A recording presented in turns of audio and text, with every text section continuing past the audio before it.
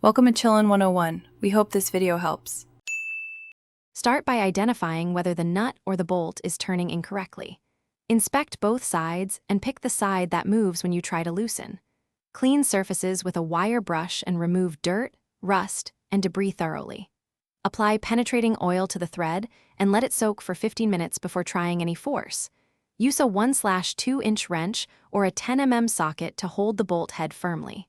Position yourself so you can apply steady, controlled force without slipping. Hold the bolt head steady using a socket while you turn the nut with a breaker bar. Apply steady pressure and use slow, controlled force to avoid rounding corners.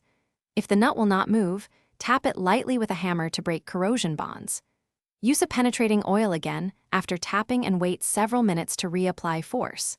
For stubborn cases, heat the nut to about 250 degrees F using a heat gun to expand metal slightly. Always protect nearby components and wear gloves and eye protection.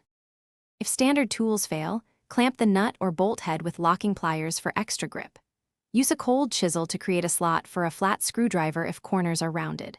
For a broken or seized shank, drill a centered pilot hole and use a left-hand extractor to remove the bolt. Drill slowly with steady pressure and use cutting oil to prevent overheating.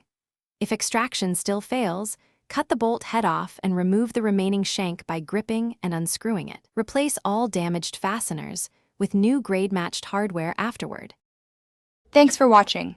Consider subscribing if we helped you.